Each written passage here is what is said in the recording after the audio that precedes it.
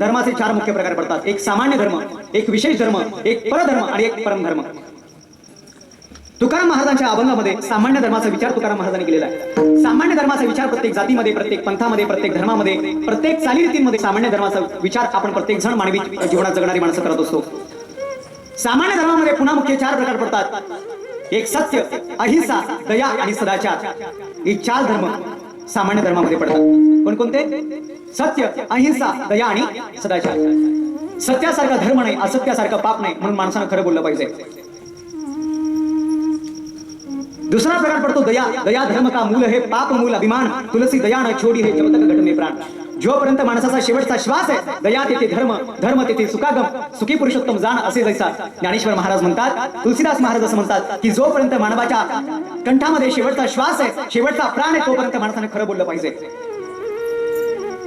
सत्यासारखा तोपर्यंत माणसाच्या अंगामध्ये दया असली पाहिजे. दया धर्म का मूल है. तिसरा प्रकार पडतो सदाचार. ज्या पद्धतीने बोलाल त्या पद्धतीने आपलं आचरण असलं पाहिजे. ज्या पद्धतीने बोलाल त्या पद्धतीने आपलं शील असलं पाहिजे. त्या पद्धतीने आपलं चारित्र्य असलं पाहिजे, म्हणजे सदाचार. आचारो प्रथमो धर्म. त्या पद्धतीने आपलं आचरण असलं पाहिजे. आचारो प्रथमो धर्म. चौथा प्रकार पडतो अहिंसा परमो धर्म. धर्म हिंसा तथैव चः.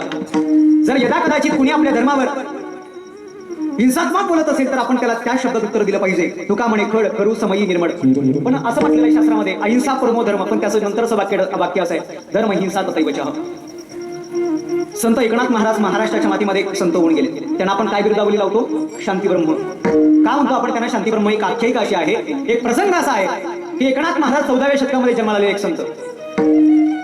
एक आख्यायिका, एक दृष्टांत असं सांगितला जातो की एकनाथ महाराजांनी गंगेचं स्नान करावं आणि कुणीतरी एका यवनाने एकनाथ महाराजांच्या अंगावर थुंकावं. एकनाथ महाराजांनी परत स्नान करावं. एकनाथ महाराजांनी गंगेवर जावं, परत स्नान करावं, त्यांना परत थुंकावं. महाराजांनी स्नान करावं, त्यांना परत थुंकावं, त्यांना महाराजांनी स्नान करावं, त्यांना परत थुंकावं, महाराजांनी स्नान करावं. असं करता करता तो यवन महाराजांच्या अंगावरती किती वेळेस थुंकला? क्या बात. यांच्यासाठी एका जोरदार टाळ्या वाजवा. अशी भोगवंती आपली.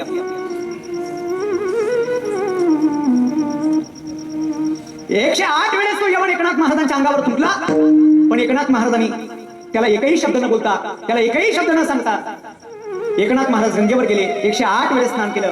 प्रसाद देऊनी मुक्त केला. यवन अंगावर थुंकला, प्रसाद देऊनी मुक्त केला. एकनाथ महाराजांनी 108 वेळेस गंगेचं स्नान केलं, पण तरी सुद्धा एकनाथ महाराज त्या यवनाला एकही शब्द बोलत नाही. अहिंसा परमो धर्म. पण धर्म हिंसा तथैव चः. एक प्रसंग इतका सुंदर आहे ज्या एकनाथ महाराजांना आपण शांतीब्रह्म म्हणतो. एकनाथ महाराजांनी सहन केलं की 108 वेळेस यवन अंगावर थुंकला, तरी एकनाथ महाराजांनी सहन केलं. त्यावेळेस फक्त एकनाथ महाराजांपुरता ते मर्यादित होतं. एकनाथ महाराजांपुरता तो धर्म मर्यादित होता. त्यावेळेस एकनाथ महाराज त्यावेळेस त्याला बोलले नाही.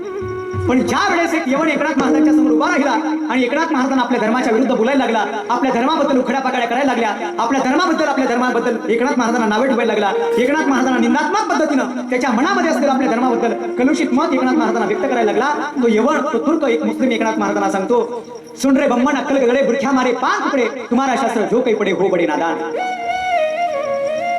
तो यवन एकनाथ महाराजांना म्हणतोय, नावं ठेवतोय आपल्या धर्माला, सुन रे बम्मन अक्कल गगडे बुरख्या मारे 5 तुकडे, तुम्हारा शास्त्र जो काही पडे हो बडे नादान. कमाक लोको शास्त्र जलाया खुदा को कहते बंदिशाले माया, देव किने खुदा छुपाया जग बुलाया. की कसे समजते ना तुम्हाला? ज्या वेळेस आपल्या धर्माबद्दल नावं ठेवायला लागला एकनाथ महाराज शांतीब्रह्म, पण ज्या वेळेस एकनाथ महाराज एवढं सगळं ऐकतात, एकनाथ महाराजांची तळपायची आग मस्तकाला जाते आणि एकनाथ महाराज त्याला त्या शब्दामध्ये उत्तर देतात, ऐकले दुर्गा परमूर्खा सर्वावधी देव देखा का सानुने आवून का शून्यवत्ता का झाला सी, मौजेत मौला चौकडे काही ते काही धडपडे तुम्ही नेता आणि 4 बखत खुदाचे झाले आणि बाकीचे काही चोराने नेले. एकनाथ महाराज म्हणतात 4 बखत खुदाचे झाले बाकीचे काही चोराने नेले. एकनाथ महाराजांचे शब्द आहेत. 108 वेळेस एवढं अंगावरी थुंकला, अहिंसा परमो धर्म, पण ज्या वेळेस तो बोलला देवकीने खुदा छुपाया जग बुलाया, हकीकत से धर्म हिंसा तथैव चः.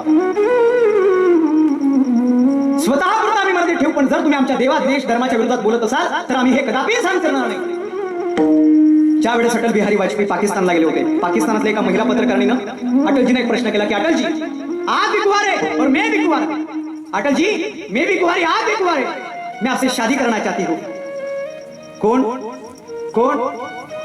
पाकिस्तानातली महिला म्हणते की अटलजी आप भी कुंवारे मैं भी कुंवारी, मैं आपसे शादी करना चाहती हूँ, लेकिन मुझे मुंह दिखाई मैं पूरा काश्मीर दे दो.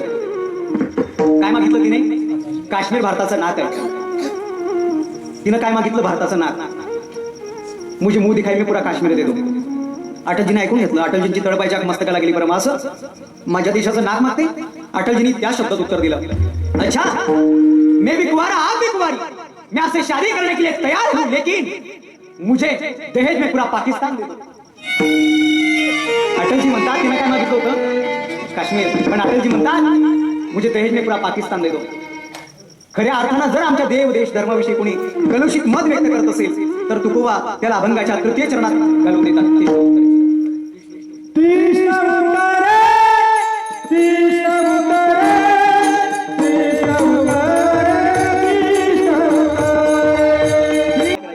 एक वडील जे जे करती तया नाम धर्म ठेविती देरती अनुष्ठिती सामान्य सकट.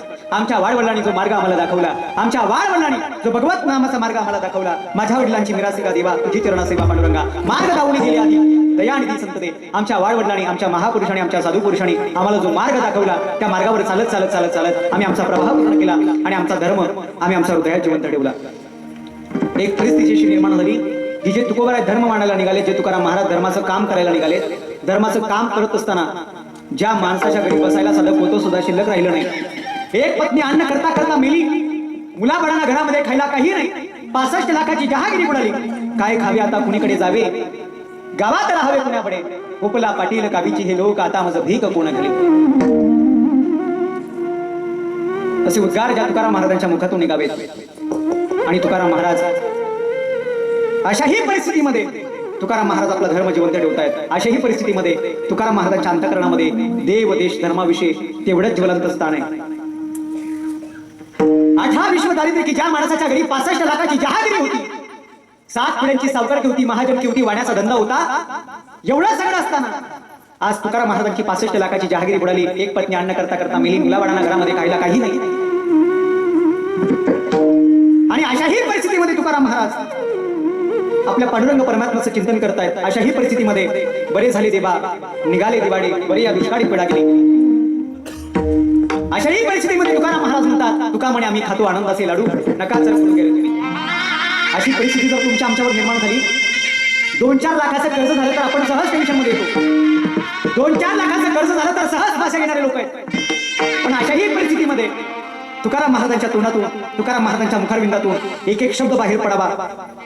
सांगू तुम्हाला, तुकाराम महाराजांनी आपल्या 65 लाखाची जहागिरी लोकांना वाटून दिली. आपल्या कर्जकथाच्या वया इंद्रायणी नदीच्या डोहात बुडवून टाकल्या. संसारिक श्रीमंती ज्या वेळेस तुकाराम महाराजांनी आपल्या इंद्रायणी नदीच्या डोहात बुडवली, म्हणून तुकाराम महाराजांची पारमार्थिक श्रीमंती इंद्रायणी मातेने तुकाराम महाराजांना साक्षात दिली. कर्जकथाच्या वया तुकाराम महाराजांनी इंद्रायणी नदीच्या डोहात बुडवून टाकल्या. पण योगायोग असा, ज्यावेळेस तुकाराम महाराजांनी कर्जकथाच्या वया इंद्रायणी नदीच्या डोहात बुडवल्या, म्हणूनच इंद्रायणी मातेने साक्षात प्रगट होऊन तुकाराम महाराजांच्या वया 14 दिवसानंतर कोरड्या तुकाराम महाराजांच्या हातात दिल्या. ही तुकाराम महाराजांची पारमार्थिक श्रीमंती आहे. ते तुकाराम महाराज आणि कडाला शिवाजी महाराजांना ते आमचे गुरु. मुलाबाळांना घरामध्ये खायला काही नाही, पत्नी अन्न करता करता मेली. मग करावं काय? शिवाजी राजांना सुद्धा कडवाडा वाटावा. आणि शिवाजी राजांनी सोनं नाणं चांदी भरून ताटाची ताटं, सोन्याची ताटाची ताटं भरून ज्यावेळेस तुकाराम महाराजांच्या घरी शिवाजी महाराजांनी नजराणा पेश केला, त्यावेळेस तो तुकाराम महाराजांनी शिवाजी महाराजांनी पाठवलेला नजराणा न्याहाळला आणि तो नजराणा परत केला. त्यावेळेस त्या पत्रावर लिहिलं की ही त्रिभुवनी आम्ही वैभवाची करी. तुमचे एरवित धन ते माझं मृतके समान राजे. आम्हाला तुमचं धन नको, तुमचे माणिक नको, तुमचे मोती नको. आम्हाला जर तुम्हाला द्यायचं असेल तर आम्हाला एवढंच द्या. कंठी मिरवा तुळशी, व्रत करा एकादशी. मला सांगा, तुकाराम महाराजांनी शिवाजी राजांच्या नजराणा परत पाठवावा सोपी गोष्ट आहे? महाराष्ट्राचा जनता राजाचा नजराणा तुकाराम महाराजांनी परत पाठवावा. काही लोक म्हणतात तुकाराम महाराजांनी शिवाजी राजांचा अपमान केला, पण तुकाराम महाराज सांगतात त्रिही त्रिभुवनी आम्ही वैभवाची करी. हे आमचं धन नाहीये, हे वैष्णवांचं धन नाहीये. आमचं धन कशात आहे? राजे कंठी मिरवा तुळशी, व्रत करा एकादशी. राजे आम्हाला द्यायचं असेल तर एवढंच करा. आणि तुकाराम महाराजांचे कीर्तन ऐकून शिवाजी राजाने सुद्धा सांगावं, राजे महाराज आम्हाला आता तलवार घ्यावी वाटत नाही. राजे महाराज आम्हाला आता ढाल घ्यावी वाटत नाही. महाराज आम्हाला आता शत्रूशी युद्ध करावं वाटत नाही. महाराज आम्हाला सुद्धा परमात्म्याच्या चिंतनामध्ये व्यक्त व्हावंसं वाटतं. महाराज आम्हाला सुद्धा आमच्या पांडुरंगाच्या चिंतनामध्ये रंगून जावंसं वाटतं. त्यावेळेस तुकाराम महाराज म्हणतात, शिवाजी राजांना तुकाराम महाराज उपदेश करतात, राजे सर्वसामान्य प्रजेचं 18 प्रकारच्या सगळ्या सवंगड्यांचं रक्षण करणं तुमचं काम आहे. प्रजेचं रक्षण करणं तुमचं काम आहे. शिवाजी राजांचं काम खऱ्या अर्थानं तुकाराम महाराजांना विचारांची श्रीमंती, विचारांची शिदोरी पुरवण्याचं काम 16व्या शतकामध्ये श्रीमंत तुकाराम महाराजांनी केलं. आणि हे काम तुकाराम महाराजांनी कोणत्या पद्धतीनं केलं? अभंगाचं द्वितीय चरण.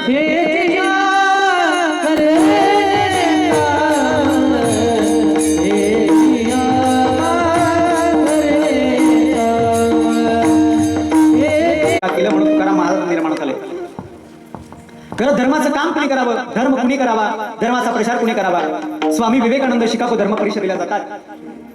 शिकागो धर्म परिषदेला स्वामी विवेकानंद जातात आणि ज्या वेळेस स्वामींचं शिकागो धर्म परिषदेला भाषण झालं, एका विदेशी स्त्रीनं स्वामी विवेकानंदांसमोर यावं आणि स्वामींना सांगावं, स्वामी मला तुमच्याशी लग्न करावंसं वाटतंय. कुणी सांगावं? विदेशातल्या स्त्रीनं सांगावं, स्वामी मला तुमच्याशी लग्न करायचंय, मला तुमच्याशी लग्न करावंसं वाटतंय. त्यावेळेस स्वामींनी विचारावं, का लग्न करावंसं वाटतंय, का लग्न करावं? त्यावेळेस ती महिला, ती विदेशी स्त्री स्वामींना उत्तर देते, स्वामी मला तुमच्याशी लग्न करायचंय, कारण जर मी यदा कदाचित तुमच्याशी लग्न केलं तर तुमच्यासारखा विद्वान पोरगा माझ्या पोटी जन्माला येईल, म्हणून मला तुमच्याशी लग्न करायचंय. कोण म्हणतं? म्हणतात कोण म्हणतं? विदेशी स्त्री, विदेशातली स्त्री म्हणते, परदेशातली स्त्री म्हणते, तुमच्याशी लग्न केलं तर तुमच्यासारखा विद्वान पोरगा माझ्या पोटी जन्माला येईल, म्हणून मला असं वाटतं मी तुमच्याशी लग्न केलं पाहिजे. त्यावेळेस स्वामी विवेकानंद सांगतात की जर चांगल्याच्या पोटी चांगले आले असते तर उग्रसेनाच्या पोटी कंस आला नसता, आणि वाईटाच्या पोटी वाईट आले असते तर हिरण्यकश्यपाच्या पोटी भक्त प्रल्हाद जन्माला आले नसते. पोरगा होईलच याचा काय भरोसा, झालेला पोरगा वाढीलच याचा काय भरोसा, वाढलेला पोरगा विद्वान राहिलाच याचा काय भरोसा, विद्वान राहिलेला पोरगा पाहण्यासाठी तू किंवा मी जगून वाचू याचा काय भरोसा. 25 वर्षाचा तरणा बाण विद्वान पोरगा पाहण्यासाठी 25 वर्ष वाट पाहण्यापेक्षा तुझ्या समोर जो 25 वर्षाचा तरणा बाण विवेकानंद उभा आहे त्यालाच पोटचा पोरगा मान, यात तुझं काय बिघडणार आहे? याने धर्म सांगावा. काय म्हणतात स्वामी? तुझ्या समोर जो तरणा बाण 25 वर्षाचा विवेकानंद उभा आहे त्याला स्वतःचा पोटचा पोरगा मान, यात तुझं काय बिघडणार आहे? ज्यावेळेस स्वामी शिकागो धर्म परिषदेला जात होते, शारदामाईंजवळ शारदामाईंचे आशीर्वाद घेण्यासाठी स्वामी विवेकानंद गेले. शारदामाई म्हणजे रामकृष्ण परमहंसांच्या पत्नी, रामकृष्ण परमहंस म्हणजे स्वामी विवेकानंदांचे गुरु. आपल्या गुरुमातेजवळ आशीर्वाद घेण्यासाठी ज्यावेळेस स्वामी विवेकानंद पोहोचतात, माई मला आशीर्वाद द्या, माई मला आशीर्वाद द्या, मला शिकागो धर्म परिषदेला जायचं आहे, मला परदेशात जायचं आहे, माई मला आशीर्वाद द्या. माईचा आशीर्वाद घेण्यासाठी स्वामी विवेकानंद खाली वागतात. त्यावेळेस माईने सांगितलं, नरेंद्र तुला परदेशात जायचंय ना, परदेशात नक्कीच जा, पण एक काम नक्की कर, स्वयंपाकगृहामध्ये जा, स्वयंपाकघरात जा आणि एक सुरी घेऊन ये. कोण सांगतं? शारदामाई. त्यांच्या गुरुमाता सांगतात की स्वामी स्वयंपाकगृहात जा. अरे नरेंद्र स्वयंपाकगृहात जा, एक सुरी घेऊन एक चाकू घेऊन ये. सुरीच्या दोन भूमिका असतात, एक धारदार पात्याचा भाग असतो आणि एक मुठीचा भाग असतो. स्वामींना सुरी घेण्याकरता शारदामाई स्वयंपाकगृहामध्ये पाठवतात. स्वामींनी सुरी घेतली, बाहेर आले. सुरीच्या दोन भूमिका असतात, कोणकोणत्या? एक धारदार पात्याचा भाग आणि एक मुठीचा भाग. यदा कदाचित जर आपल्याला कोणी स्वयंपाकगृहामध्ये किचन मध्ये सुरी घेण्याकरता, चाकू घेण्याकरता पाठवलं तर आपण कुठला भाग हातात घेतो? धारदार पात्याचा की मुठीचा? स्वामींनी तसं नाही केलं. स्वामी धारदार पात्याचा भाग हातात घेतला आणि मुठीचा भाग त्यांनी शारदामाईंच्या समोर केला. घडाघडा टपाटप त्या आपल्या हातातून रक्त पडतोय. ज्यावेळेस ते दृश्य शारदामाईंनी हाडलं, ते ज्यावेळेस ते दृश्य शारदामाईंनी पाहिलं त्यावेळेस शारदामाईंच्या मुखातून निघालेले उद्गार आहेत. माई सांगतात, अरे नरेंद्र तुला आशीर्वाद देण्याची गरज नाही. बेटा तुला आशीर्वाद देण्याची गरज नाही. स्वामी विचारतात, का गरज नाही माई? बेटा तुला आशीर्वाद देण्याची गरज नाही. नरेंद्र तुला आशीर्वाद देण्याची गरज नाही, का गरज नाही? त्यावेळेस शारदामाई सांगतात, नरेंद्र जो माणूस धारदार पात्याचं दुःख स्वतःच्या हातात घेतो, काय सांगतात त्या? जो माणूस धारदार पात्याचं दुःख स्वतःच्या हातात घेतो आणि मुठीचं सुख दुसऱ्याच्या हातामध्ये देतो, तोच खऱ्या अर्थानं धर्माचा प्रचार करतो. आणि खऱ्या अर्थानं स्वामी विवेकानंद ते विजयी झाले की ज्या माणसाला परदेशात जाण्यासाठी साधे प्रवासाचे पैसे ज्या माणसाच्या खिशात नाहीत, ज्या माणसाला परदेशात जाण्यासाठी, अमेरिकेला आपल्या धर्माचं प्रतिनिधित्व करण्यासाठी, त्या परदेशात जाण्यासाठी, शिकागोला जाण्यासाठी साधे प्रवासाचे भाड्याचेही पैसे ज्या माणसाच्या खिशात नाही, पण तोच माणूस स्वामी विवेकानंद नावानं अख्खं अमेरिका गाजवून गेला. नाव स्वामी विवेकानंद, नाव ताकद. स्वामी विवेकानंद म्हणायचे, मी ज्या क्षेत्रात, ज्या प्रांतात पाऊल ठेवेल त्या प्रांतात आणि त्या क्षेत्रात सर्वोच्च शिखर गाठल्याशिवाय थांबणार नाही. नाव स्वामी विवेकानंद, धर्माचा प्रचार केला. पण आज एवढी वर्ष उलटून गेल्यानंतर सुद्धा एकही स्वामी विवेकानंद आपण परदेशात पाठवू शकलो नाही आणि आपल्या धर्माचा प्रचार करू शकलो नाही. कालखंड सोपं होता, 12व्या शतकात जीवनांचं राज्य आहे, पण तरी सुद्धा आपला वारकरी संप्रदाय संत नामदेव महाराजांनी, निमा महाराज महाराष्ट्रापुरता मर्यादित ठेवला नाही, पंढरपुरापुरता मर्यादित ठेवला नाही, तर थेट महाराष्ट्र प्रांतातून थेट पंजाब प्रांतापर्यंत भागवत धर्माची पताका ज्यांनी पोहोचवली, नाव संत नामदेव महाराज. ज्या काळात कुठलीही प्रवासाची साधनं उपलब्ध नाहीत, ज्या काळामध्ये कुठलीही प्रवासाची साधनं उपलब्ध नसताना, प्रसार माध्यम उपलब्ध नसताना, तरी सुद्धा एकनाथ संत नामदेव महाराजांची कवनं, संत नामदेव महाराजांची दोहे, संत नामदेव महाराजांची अभंग आजही शीख धर्मातल्या गुरु ग्रंथ साहिब या ग्रंथामध्ये नमूद केलेले आहेत.